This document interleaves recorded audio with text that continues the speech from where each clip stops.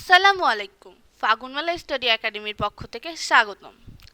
আজ আমরা আলোচনা করব বাংলাদেশের সংবিধান। 10 নং অনুচ্ছেদ 1। রাষ্ট্র প্রত্যেক নাগরিকের জন্য মৌলিক অধিকার নিশ্চিত করবে। এই মৌলিক অধিকারসমূহ হলো: ক। জীবনের অধিকার, খ। স্বাধীনতার অধিকার, গ। নিরাপত্তার অধিকার, ঘ। আইনে আশ্রয় লাভের অধিকার, ঙ।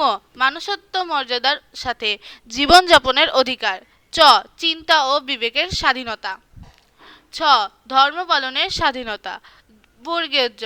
পেশা ও ব্যবসা নির্বাচনের স্বাধীনতা, ঝ। গতিশীলতা ও অবস্থানের স্বাধীনতা, সমাবেশ ও সমিতি গঠনের স্বাধীনতা, ট।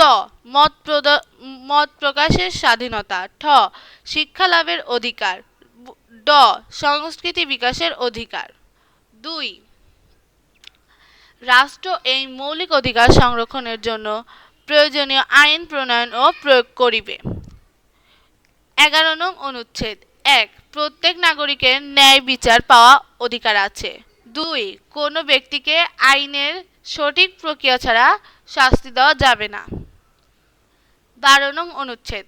প্রত্যেক নাগরিকের সরকারি চাকরিতে নিয়োগ পাওয়ার সমান সুযোগ আছে। 13 নং অনুচ্ছেদ 1। রাষ্ট্রের অন্য যে কোনো আইনের চেয়ে এই সংবিধানের বিধানসমূহ অগ্রগণ্য হইবে। 2।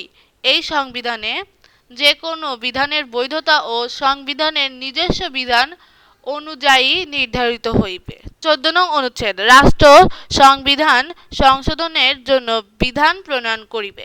ধন্যবাদ।